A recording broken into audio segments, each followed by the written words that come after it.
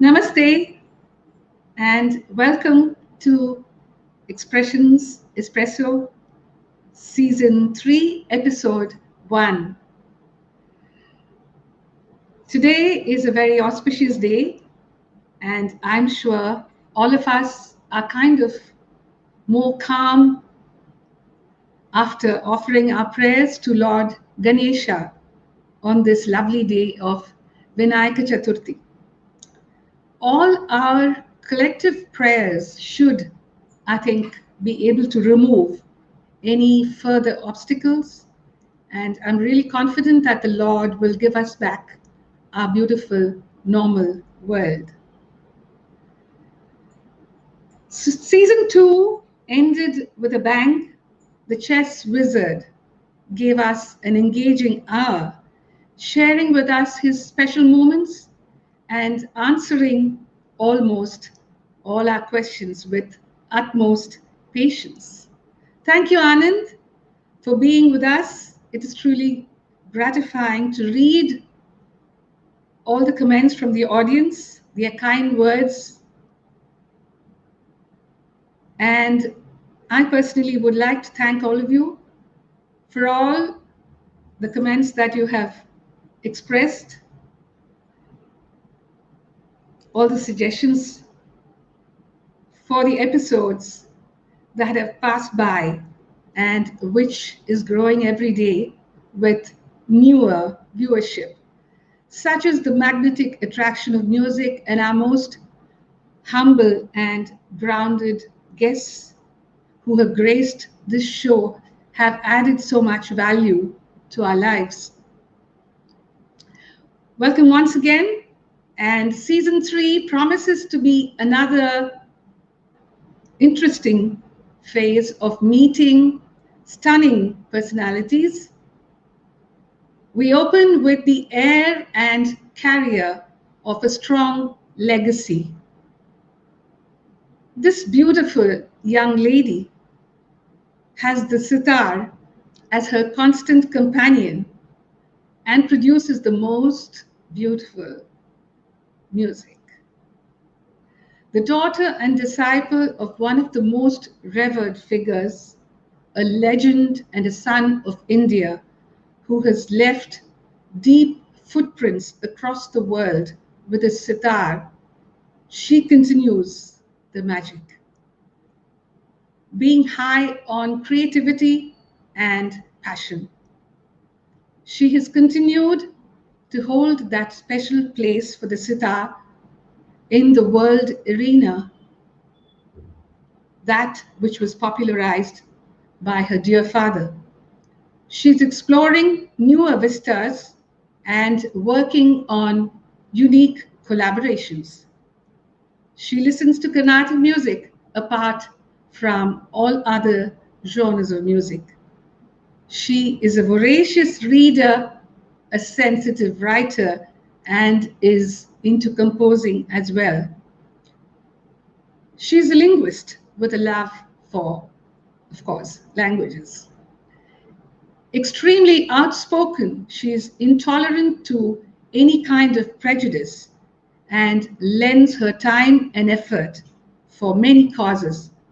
She believes in fitness and goes for long walks, runs, has a daily yoga routine, and is very disciplined like her father. A great mom, she gives quality time to her 2 boys and to her very own mom as well. She is known to be most dependable by her friends and makes good time for them as well. What a powerhouse of talent and capabilities. It is my honor to bring to you this evening the most charming and talented Anoushka Shankar. Hi. Hello. Thank you for that amazing introduction, Sudhaji. Thank you so much. It's lovely to be here. My pleasure. Looking at you, it's like I'm stunned. I can't speak. Is it that bad? You should be saying the other word. Good. Oh, it's lovely to see you. You look beautiful today on a very auspicious Thank day. you. Thank you. எப்படி இருக்கீங்க? நல்லா இருக்கேன். நீங்க சௌக்கியமா? Oh, wow. And that's probably all I can do. You know, there have been so many questions that have been coming in that I think we need to speak for 2 hours, it seems like. Well, But we can do our best. I'm going to straight away rush into the questions. You are the gifted child of Panditji and have had the privilege to also have him as your guru from the age of 9. Did sitar draw you to it, or was it Panditji's or your mother's desire to make you a part of the grand legacy? Yeah, it's, that's one of those questions that is so difficult for me to answer because it's like what came first, the chicken or the egg, right? It can be hard to analyze.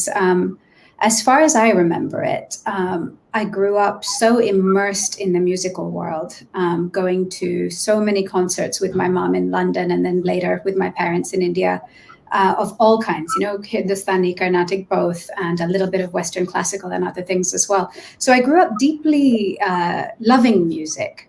And so I couldn't say that age 7, 8, 9, I was like desperately wanting to play, but I deeply loved it.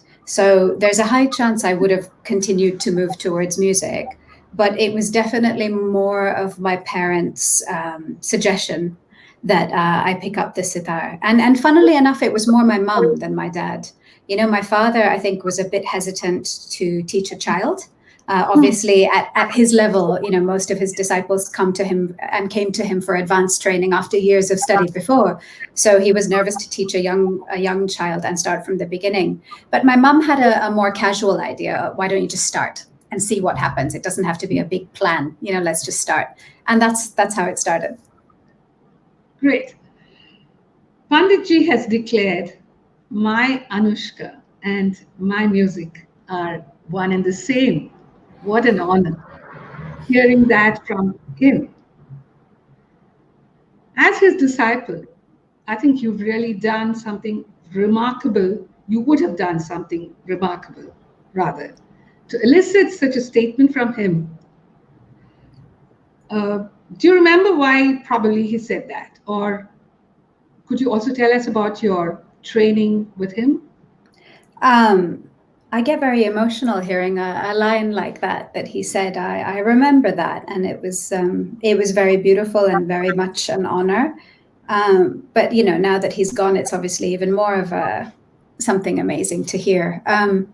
I obviously can't speak for him. I don't know exactly why he said that, but I know that by the end, in the last decade or so of his life, I had been learning from him throughout my life. And I had also started performing with him when I was 13.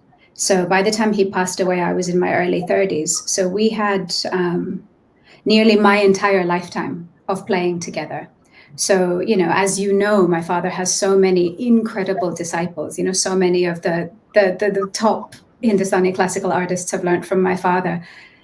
However, probably I had that relationship with him of learning under him and performing with him for the longest period, and having that father-daughter love relationship as well meant that we continued to grow a more and more intimate musical relationship, so that by the end, what I really remember about our last few years performing together, it felt very telepathic. It felt like one sitar line was being moved forward between the two of us, and I was able to kind of guess where he was going and support, and then he would pick it up, and it was like we were just moving together in this dance. So maybe it was that symbiosis that we had by the end. Maybe that's what he was referring to. Yes, it is an emotional moment, definitely, to hear those lovely words from your own dad. Your mother, Sukanya Shankarji, had mentioned once about your father. Every day was beautiful, and if any time there was a cloud, he would be the first person to clear it and shine like the sun in my life. He continues to be that sunshine in my life even now. That's how she feels about him. Such was her bonding to his music and to him as the person. Of course, she has had a great influence in your music and in your life. Absolutely. I mean, she's a force of nature, first of all. So you can't be her daughter and not have her be a strong influence. But you know, their relationship was very inspirational to me, of course. But as individuals, they're both, you know, they were both two incredibly creative, independent, driven human beings that sort of raised me to be also driven and independent and to follow my own dreams. And my mom, I think, was a really important example as a woman of someone who could be really, really, you know, independent. She gave herself to my dad in such a beautiful way. You know, she was so in service to him throughout the end of his life. But it was very clear that was her choice. That was her vision for herself. You know, that was something that she would have probably taken. Well, I can't speak for her either, but I imagine that she only did that on the understanding of the relationship that they had. You know, it wasn't subservient. It was a very mutually adoring and giving and sharing relationship that they had. Yes, when you respect someone and when you know, kind of really adore his music. Yeah. I think that sync comes in, the sync of thought, sync of action. Well, you must have had this experience as well. I mean, on the whole, I tend to assume that people who make transcendently beautiful music must be beautiful humans, you know, and on the whole, it tends to be true, right? Like people are making music from somewhere that implies some connection, something, but it's not always true, right? There are some people who are incredible musicians and then we meet them and it's not quite what I thought it might be. And it's very jarring, you know. So yes, I think when someone is an incredible musician, we do have that adoration, you know, for them, but it's got to come with them being equally an incredible human being as well, which my father was. Yeah, you can't separate the human being from the person from the music, can you? But then, as you said, sometimes it can be jarring when you meet the person as such. Yes, but if one is capable of producing beautiful music, I think the person, the human being, should also have that kind of, you know, that polish, finesse. Well, I suppose music is made on so many levels, right? Infinite levels. One can be a quote unquote incredible musician based on technique and speed and book knowledge, you know, and that is an incredible musician. But one can also be an incredible musician because your music is your spiritual practice by which you're tapping into something and sharing that with other humans. And so I guess maybe that's what it is not necessarily is every incredible musician an incredible human, but if someone is connecting to something, then yeah, it's different. So when did you have your first live solo concert? Yes, you played with your dad from when you were 13. So you mean other than like little school concerts and things? So my first proper live concerts, Sudhaji, I can't even tell you, it was so terrifying. I had my first concerts when I was 18. And the problem is, I'll tell you, it wasn't my show. I was replacing my father.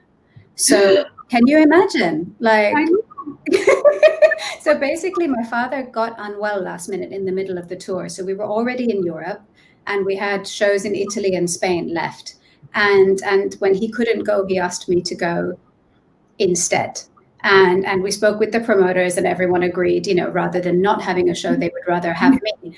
But I can't tell you the feeling for me of walking onto a stage thinking in my mind, everyone's disappointed already. Like I'm walking on stage with them having expected him and now they're here for me. But I think because of the situation, because he was unwell and because I came, it was a very warm, very welcoming, very loving audience in each place. And I just remember taking a huge amount of like confidence and courage from the fact that the shows went off well and people seemed to love it. So that was my beginning. You remind me of what my guru, M.A.V. Amma, What said. happened? The same thing happened. Her mother, Lalitangi, was supposed to perform at Bangalore, Mysore, and she fell ill. So M.A.V. Amma took her place. Wow, And she okay. was around 13, 14. Oh, even younger. Oh my God, yeah. She said it was such an onus to replace my guru and mother. Yeah, I think it's one thing to think that we are stepping into something new, finally going on stage, hopefully doing well enough just as ourselves. But if you've also got that idea that you're going and representing, then it has an added weight, of course. So yeah, that it can be quite scary. But I think it really broke the ice for you. I mean, you were just... It did, because I didn't have time to think about it. If we had had a tour booked in advance and I had all that time to get nervous and, overthink it, that would have been maybe different. But as it stood, I just had to go the next day and just do it. So maybe it was like jumping into cold water instead of... Should I say I'm happy that it happened, or should I... Well, it happened, so... So how have these lockdown moments been for you? I'm sure it gave you good family time and bonding with Amma and the children. Yeah, I mean, it's been family time like I've never had. I moved in with my mom at the beginning of lockdown, so I would have more help with the kids, and so we could be together instead of completely apart. And so, I've had all these months with my mom and all this time without any travel, without any tours, to be with my kids. And so on both sides, it's felt like an incredible time to be with family. And of course, like for everyone, that's also come with its challenges. But on the whole, it's been incredible.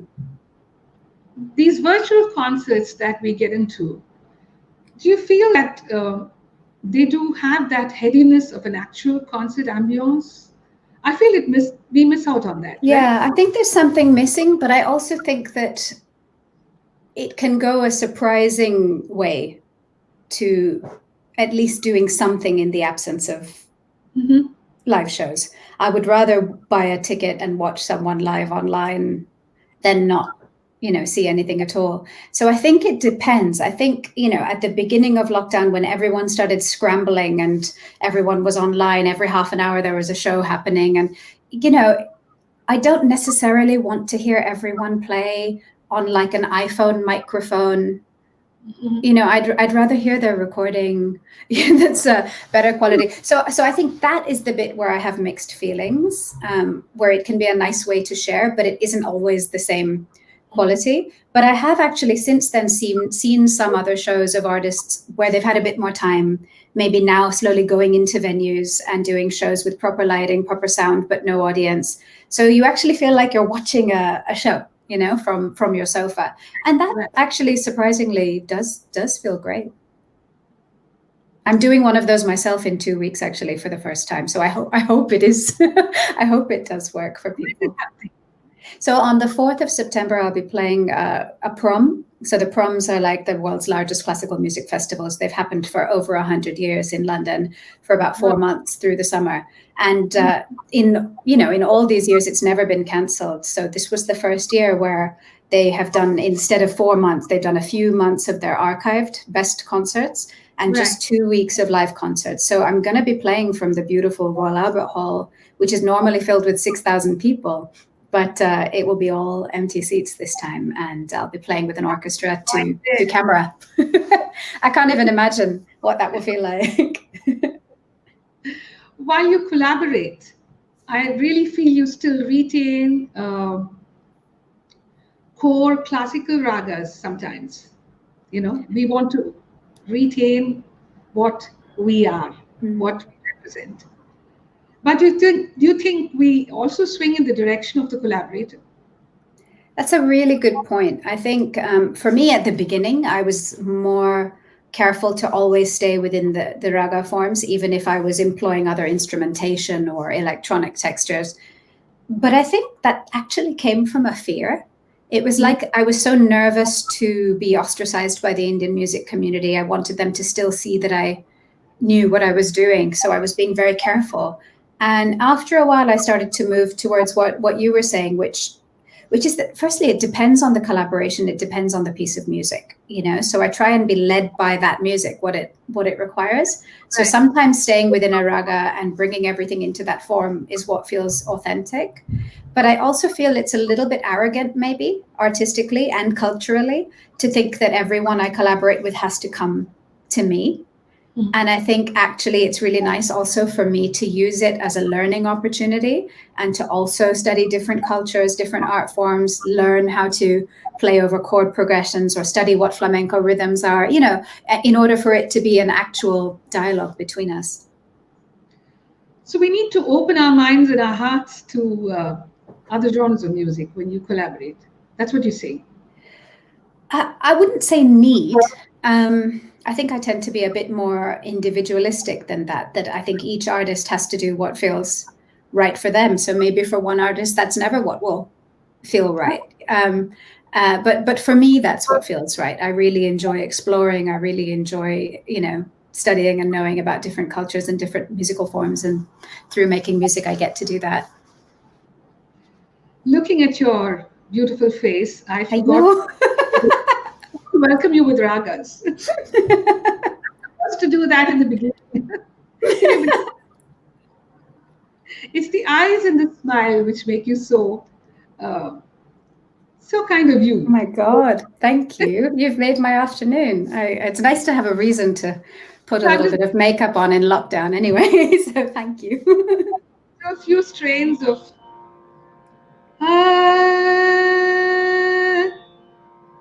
na, na, na, na, na,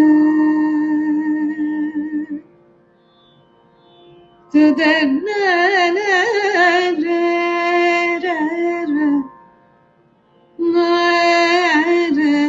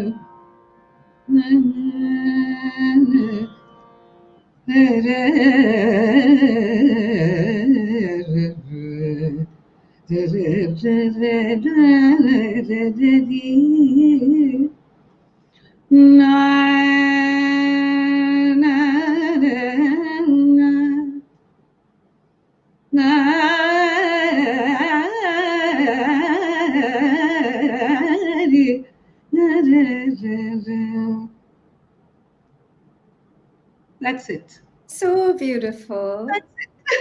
You have I don't such a stunning tone of voice.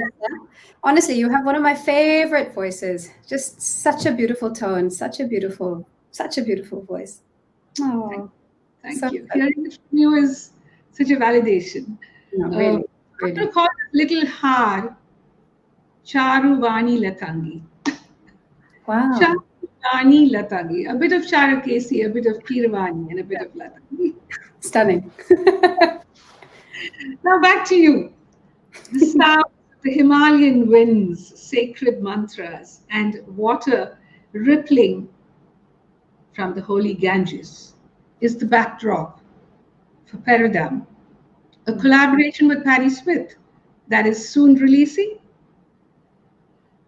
The Peradam is a clear and extremely hard stone, harder than diamond.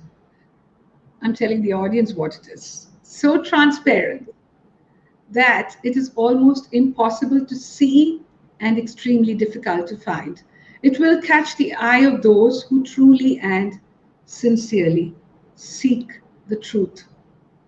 Is that the sense of the album? Is my understanding correct? Yes. So this album is actually by a group called the Soundwalk Collective, and it's releasing in October. It's one of the lovely guest appearances I've had the chance to do this year. And it features Patti Smith reciting the incredibly beautiful poetry of René Dumas, who was a French poet from the 1900s, I believe. But it's translated into English for the songs.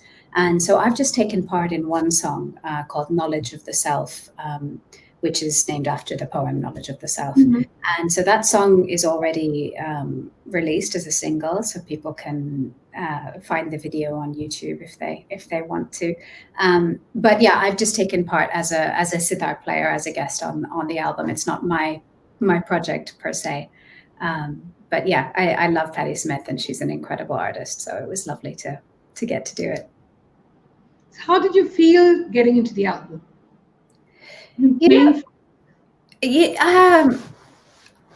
It's very different working on someone else's album. I imagine it's a bit like being an actor in a movie that you haven't directed, because you're there as an artist to help fulfill someone else's vision. So when I do guest collaborations on other people's albums, it's a very different approach than when I'm making my own albums and when I'm making my own work. It's more about just hearing what they want and then trying to offer something, or sometimes even offering a few different options, so that hopefully there's something there that they like. So I just try to understand their sentiments about the poems, about the spiritual nature of the themes behind the poetry, and to just try and play from a bit more of an introverted place to help enhance that feeling, I guess.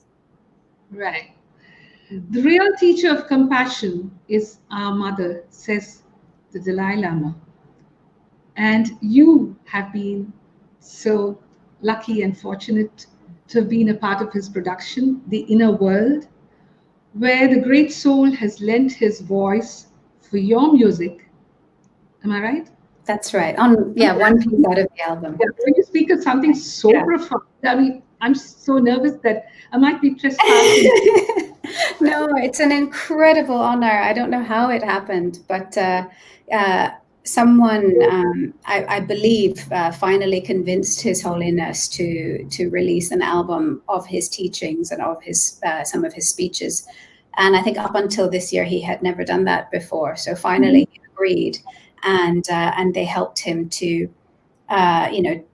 basically create some rough forms of music around his words. And then they asked if I could take part, and sent me a few pieces. And I really resonated with the one where he was talking about the role of a mother and the idea that compassion can be taught right from the earliest days, through the way a caregiver, a mother, or someone who loves a child takes care for a child, that is actually teaching the child how to be a compassionate and giving human. There was something about that felt so universal and beautiful.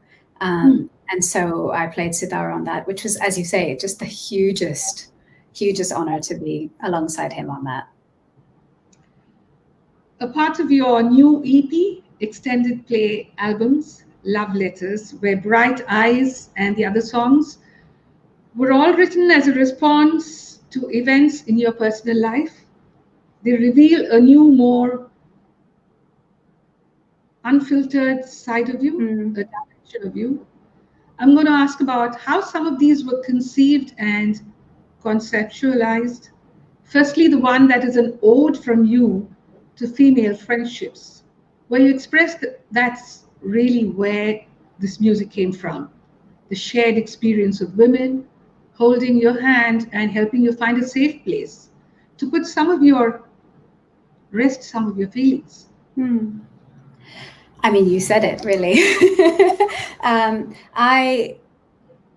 I guess as an instrumentalist, it comes naturally to sort of hide the direct emotion in a slightly abstract way in the music I write. So even if I write from something that I feel very strongly about, I don't have to necessarily share with people exactly what it is. They can feel the emotion, but that's kind of all. Writing with lyrics, on the other hand, then becomes a lot more specific. Whether it's poetic and symbolic or not, you're really choosing the words. And so I think sometimes there's a real place for that. Even as an instrumentalist, I think there's times I really want words. I really want to be more unfiltered with what I'm Right. trying to convey. Right. So Love Letters is my first collection entirely of songs, as opposed to previously I've had a few songs on an album. This is just what I really wanted to do. I wanted to work with women. I wanted to hear women, you know, just from here, that really vulnerable sound of a woman singing those feelings. I worked with people who had had either similar situations or who I was very close to. And so it became something that we could kind of do in solidarity together, perhaps. And it just that felt like what I needed to do. I'm an artist, and so I go through things, and they need to come out, in my work, I guess. Was this the year that you were supposed to be performing for the first time with Norah Jones? It was, yes. So the very first concert we were doing together would have been on 7th of April, 2020, which was my father's 100th birthday. So we were planning to begin a series of centenary celebration concerts around the world, which of course have all been either postponed or cancelled. So hopefully we're doing at least some of them next year, God willing. Okay. Now to a different side of you. You played an Indian classical dancer in 2003, a National Award-winning film based on Mahesh Dattani's play of the same name. Yeah. Well, I had learned as a child from Radhika Surajit, and I had done that for a few years. And then at the time of doing the film, I studied a bit more with Rama Vaidyanathan, who came and helped me for a few months before the movie and helped to choreograph my pieces. So yeah, both of them helped, I guess, because all my childhood learning helped as well. But then it's different to dance and different to play the sitar, right? Completely. Yeah. I mean, I think dancing is one of my favorite forms of expression. And I think as a musician, even to watch dancers can sometimes even inspire me. I wouldn't say more, but in a very particular way that music can't. It's so raw, an artist with their body just like being the art like that is something incredible. And so I've always loved dance passionately. But of course, for the film, it wasn't just me expressing myself creatively through dance. It was, having to really try and look a bit more convincing as a Bharatanatyam dancer. So, by no means is it sort of the level of a Bharatanatyam dancer, but it was enough to do a film and do a few scenes. Yeah. You have to now tell us about how you've composed for Meera Nair's film, A Suitable Boy.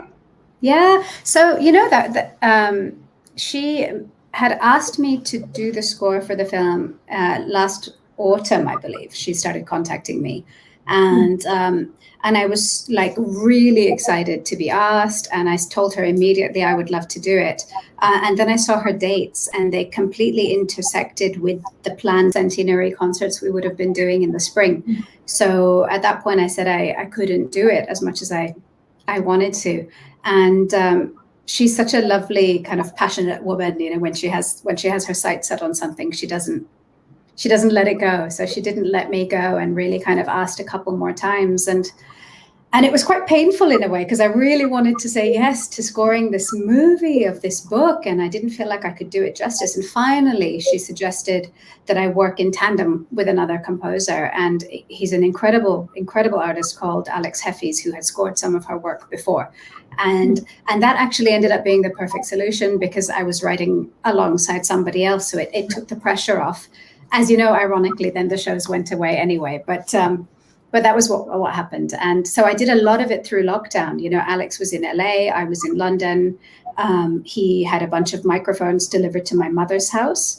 And one of the things I'm proud of in lockdown is I've had to learn how to engineer myself, so I really had to suddenly look at that box of cables and wires that I always hated before and figure it out. So now I can do that, which is great. So I rigged up a system in my mom's guest room where I am right now.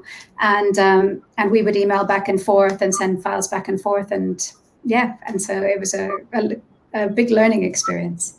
We need to shake hands on that point. It's terrifying, right? But and you don't know what to press where, Yeah. and you get lost in that maze. Yeah. It was a bit boring, yes. Yeah, exactly. So I feel good. I think like sometimes those fears can be so inhibiting that so long as I keep telling myself, oh, I can't do that, that becomes a block. And so it's been nice to have to kind of go, actually, I'm going to do that now. And so it feels really good. You listen to music from all around the world and from all time periods. How did flamenco catch your attention particularly? Some insights into 2011 album Traveler. Can you tell us about your explorations? So it started earlier than that. As you know, my father had a very long-standing close friendship with Yehudi Menuhin, the great violinist, and he and my father put on a show together in Belgium, I believe, in 1990 or early 90s, and this show was called From Sitar to Guitar. And Wow. what the show did was to trace the journey of the gypsies from India to Spain with performances by gypsies from each country along the route, so starting with India and culminating with a flamenco performance from Spain.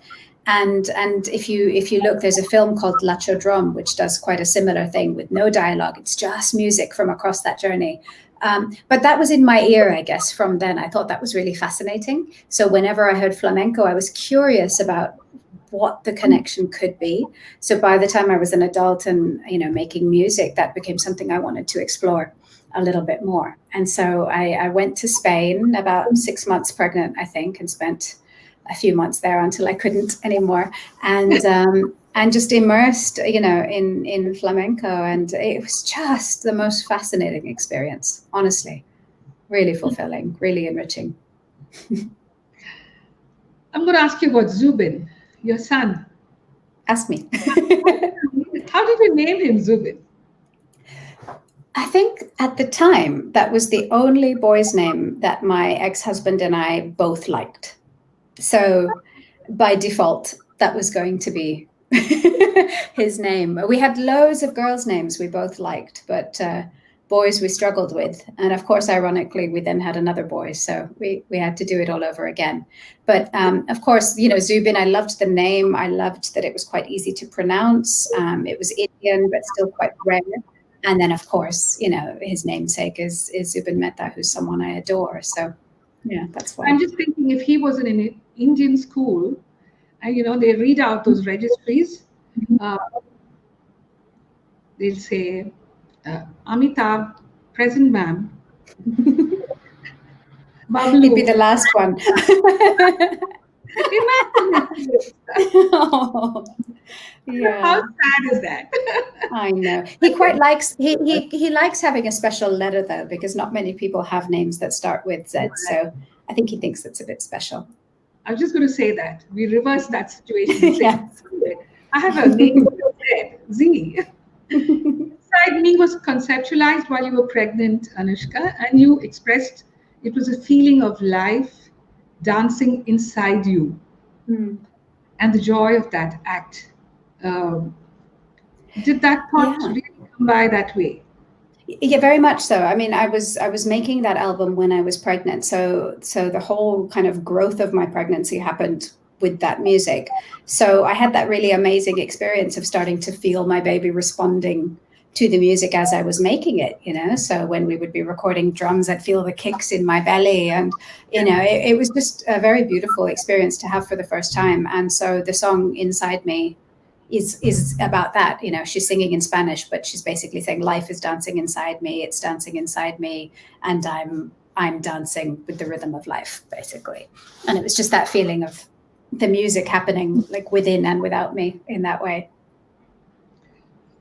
You are someone who deeply values tradition. It's evident from the way you're able to switch roles, in having an adventurous outlook to collaborations and fusions in different styles.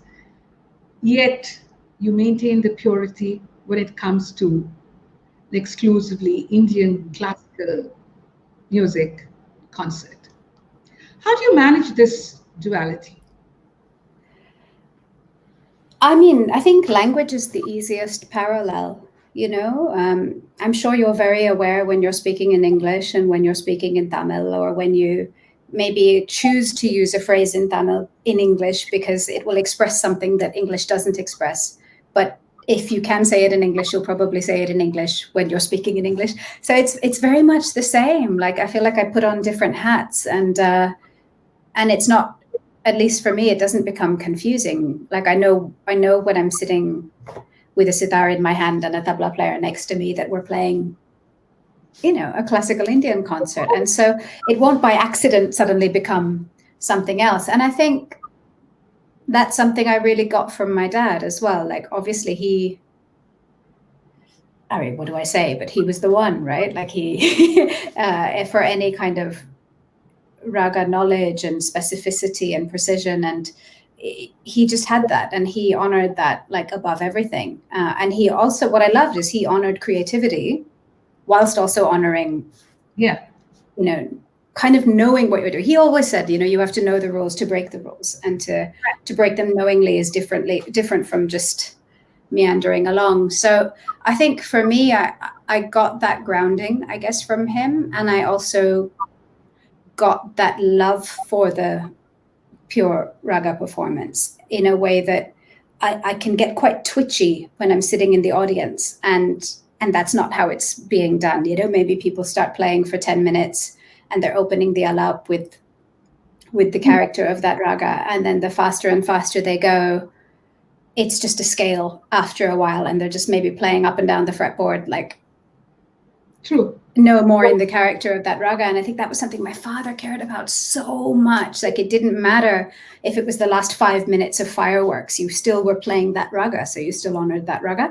And so that for me feels very sacrosanct as well. And I think it's totally fine to then put that raga down and go and do something else. But that's not the same as like butchering the raga.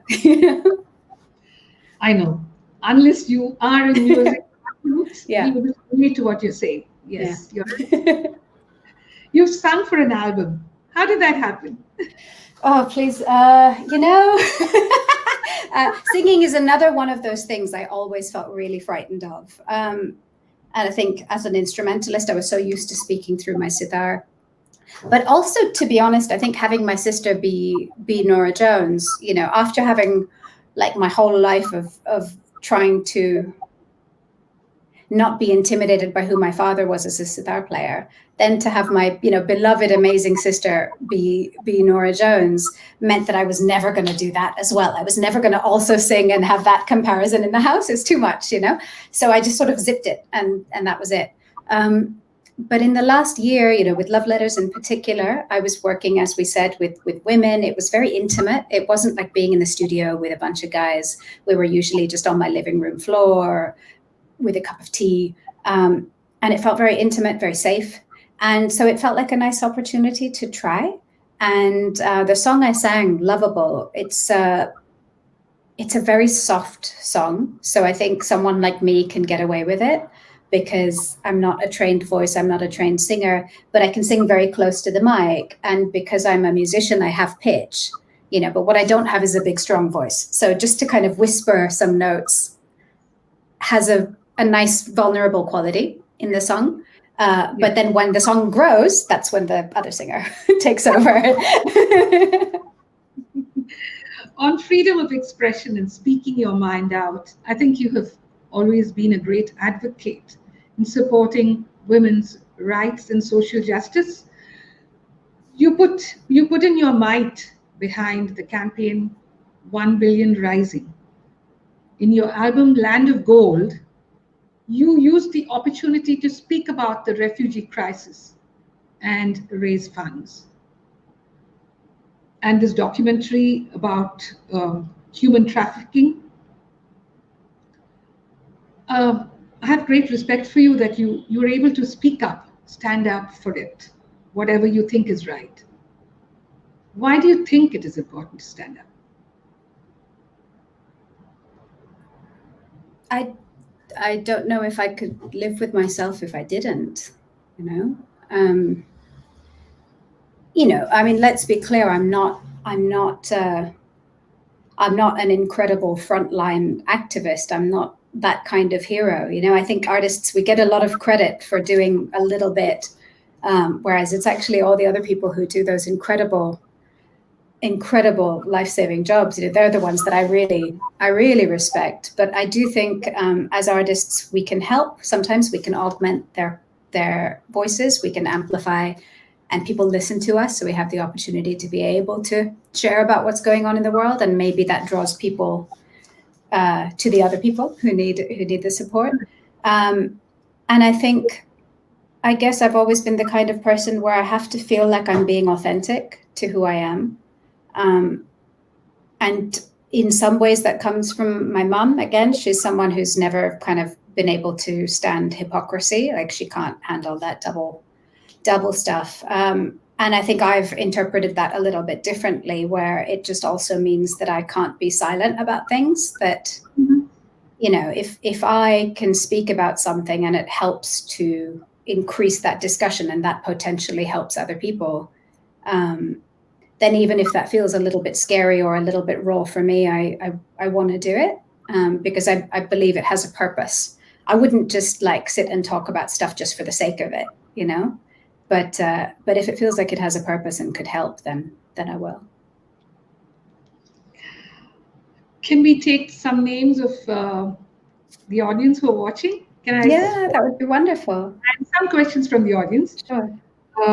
Satish Vyasji is watching. Oh, hello. Sudha Shankar is watching. Namaskar. Hi, Mom.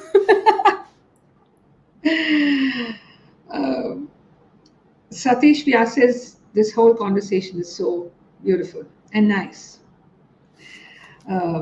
Aryan Chatterjee, Savitri Jagannath Rao, she's a dancer. Fantastic. Lalita Seshamani, she says, usually they say parents make bad, I'm going to use a different word. Not bad teachers. I would say parents make very tolerant teachers. They stand as tolerant teachers to their children. How is it different in performing arts? Does it ever get emotional if you err, if you make a mistake while being taught? Yeah. Well, I think I can appreciate that more now as a parent when I see how challenging it feels to try and teach my kids something. I mean, you know, I'm not teaching them sitar yet, for example, and maybe I should be, but it does feel quite intimidating because I want this parental-child relationship with them, you know? And so I can really appreciate a bit more now what it must have been like for my dad to teach me in a way that I couldn't then. So I'm aware now of how much he sort of changed and adapted his teaching methods to accommodate me as a child. And how that must have been really difficult for him. For me, yes, as the question surmised, it would get emotional, you know, because when you fail, when you get something wrong, it's not just a teacher in school, it's your parent in your home that you're maybe disappointing, you know. So it does feel quite weighted. So I do remember that as a kid, that being a bit challenging. But on the other side, the opposite was also true. And when it worked, you know, that relationship was incomparable. You know, we had all these different dimensions going on at the same time, which was so beautiful. Srini Lakshman asks you, how important are collaborations for musicians? Can you recall any great collaboration that brought something new for you? Yeah, so many. I think there was an album that my father and Philip Glass made in the 90s called Passages. And I was a child at the time, but old enough to remember being in the studio. So it was really influential for me. And the nature of their collaboration was quite unusual. They gave each other 3 themes, and each went away and wrote pieces based on the other person's theme. Sorry, they did 2 themes each, which they went away, and then a 6th, 5th and 6th piece they wrote individually. But so I heard my father taking Philip's theme and growing that into, these incredible, very Indian sounding pieces. I heard Philip take my dad's themes, and it just kind of showed me how expansive things can be. And I think that is the interesting thing about collaboration, is that obviously the music can grow bigger than each of us can make it ourselves. But I think like it's become a bit of a phrase now, right? Like, who have you collaborated with? What is this? It's become a bit trendy in a way that can almost be a disservice after a while. Because I think even in our classical music, it is collaborative by nature. That's exactly what's happening on stage, between a percussionist and a soloist. They're collaborating and growing something together in exactly that way. So you don't have to have like a cross-cultural collaboration for that to happen. Yeah, as you said, it's become something that one must do, not that it happens naturally. Exactly. I think all of this has to come from like a deep artistic desire or chemistry. Mathur Nandakumaraji. Oh! He compliments Anoushka and he says, "What wonderful and wise answers you are giving to the questions in the process." Thank you. Oh, so sweet. Thank you. Vaishnavi Muralidharan, she asks, what do you do when you get into a situation where there is a creative block? I feel like I'm in one right now. Actually, it's been it's been a while that I have been thinking I have to write my new album, and it's completely empty. It's blank for the last few months. I've been able to work on other people's things because it feels small and contained, but my own blank page feels really difficult right now. And I think it's actually good to answer the question because I have to take my own advice now. The only thing that works is to show up, like to keep showing up. Because that creative process, we can all kind of talk about it as quite mysterious in a way, like it's going to jump on us suddenly when we never know when it's going to happen. And actually, if you show up for it every day and make the space and the time, there's a higher chance it's going to show up. So even if I just sit here every day and nothing comes, it'll then show up. But if I just go and get busy and do other stuff, it's not going to come. So yeah, I think just show up. But I believe that, a lean period, a lazy period is good for you to take your mind off the showing up, really. Totally. You're so right. And also, I think to live, right? Like, I think sometimes that cliche of the classical musician that just plays for hours every day, I start to wonder where they're playing from. Like, I think for me, I need to live. I need to have love, and I need to have my heart broken, and I need to have nature inspire me, and just all these incredible things that then do feed the art as well. I can feel what you're saying. Bhavani Chandrasekhar, she says, how do you practice music? Every day? Not every day. Great question, but never. I think it's important for people to ask us that. Yeah, I practice when, sometimes I'm better at practicing when I have something to practice towards, and that's something that I would like to improve about myself. But when I have no shows, no commitments in the diary, I can sort of really get busy with life and stop practicing so much. So yeah, it depends. Sometimes I find it very relaxing and very soothing to practice like I did when I was a child and just go back and do all the scales again, left hand practice, right hand practice. I love that process. And sometimes I just get in and play. So when you practice, do you arrive at something which is different from what your dad taught you? Because there can be some new I don't know how to ask you in English. We say pretty in Tamil. A new phrase, a new style, a different way of approaching a rag, perhaps.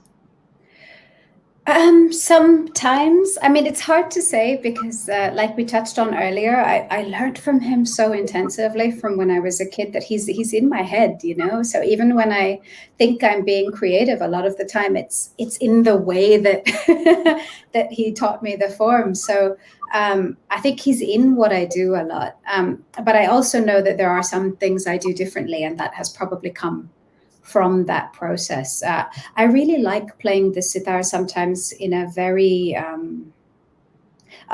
simple way, which isn't necessarily very classical, like really just letting the notes hang like a single struck note and a single struck note, whereas obviously the tendency would be to do a lot more to each note. And I think that's something that I've been coming to maybe through all the collaborations and stuff and all the different kinds of shows I do, where the sitar has such a unique sound across all these different musical mediums that when you just strike a note on the sitar and you get that resonance, there's nothing else like it, you know. And I think, you know, it has its place to really bend that and do something more to it, of course, but sometimes I don't want to hear that, and I just want to hear the sitar just do that thing. Now it's time to get to some quick questions. Sure. Less than 30 seconds. The answer I'll can try. be just one word, maybe three Okay. words. One fond memory with your father. How can that be 3 words? Teaching him to blow bubbles when I was 9. He had never used a bubble blower, and he was like a child in California blowing bubbles.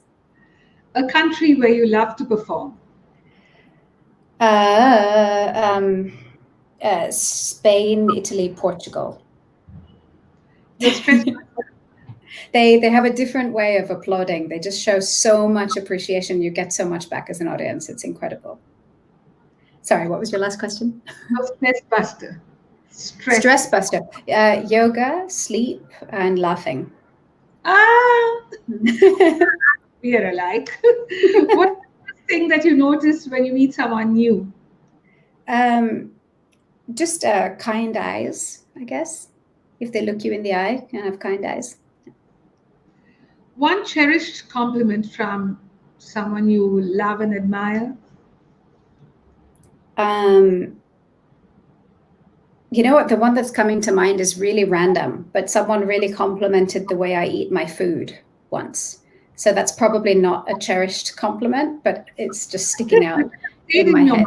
They wrote me a whole paragraph about how I ate my food and how much that showed I love life. And I must have just been eating like a pig. I don't know, but it's stuck in my head. There must have been some style in it. Elan. I hope so. The best advice that you have ever received? To thine own self be true. Like just to be your authentic self. What color describes you the best and why? I guess this kind of turquoisey aqua color. It's like the sea, so it's very changeable. Can be a bit crazy, can be soothing. Yeah. Yeah. The single most valuable thing that you've ever learned thus far in life? That you can't get away with like dishonesty. Like you, even if you think you can in the moment, it doesn't sit right. And I think the longer I live, I'm sort of learning how once you start to feel your inner conscience and your inner sense, you can't get away with stuff anymore, you know, and to dampen that inner conscience is to kind of dampen your connection to life. So it's just not worth it. What challenges you? Discipline, actually. I'm really good at doing dramatic, big things, the big show, but they're like just daily discipline to do the things that make life good and make you show up. But that's a daily practice, you know. What's the best thing about your mom? Her laugh, definitely. No, her spirit. She's a survivor. She's got an unbreakable spirit.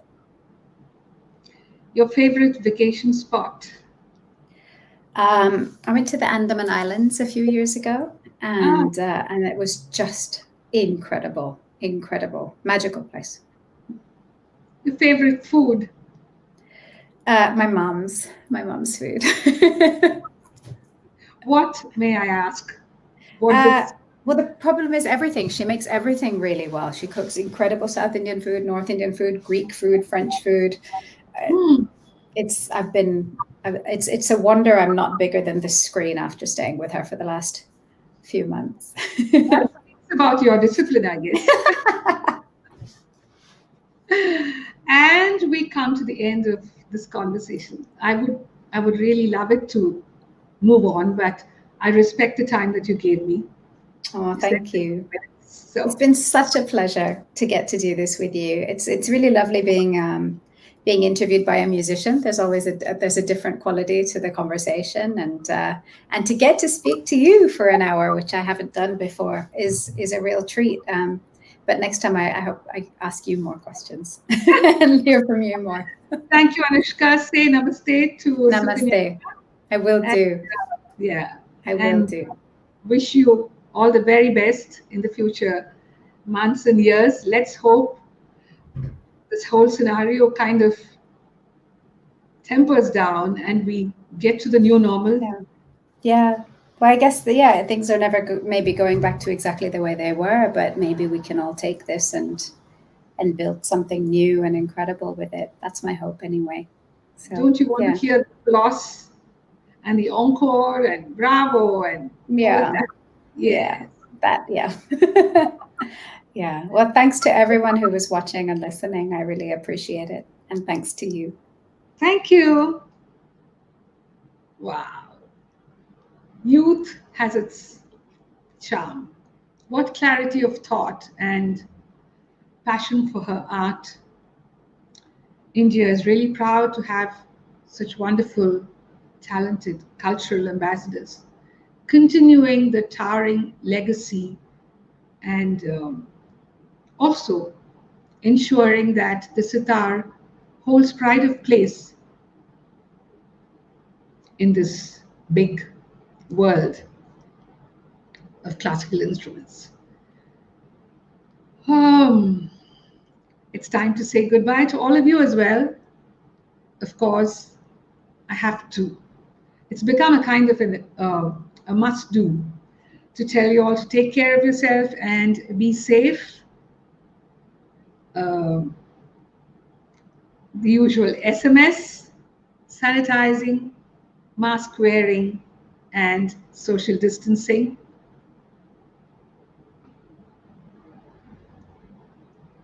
The end of lockdown period is coming closer, but as I said earlier, our caution, our individual caution, must continue with heightened care.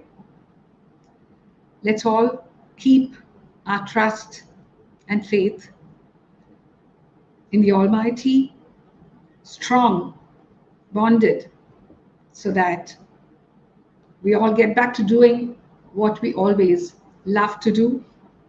Take care and good night. Thank you for being the inspiration and the motivation for me to get into season 3 of Expressions Espresso.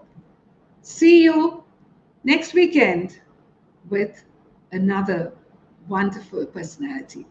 Goodbye.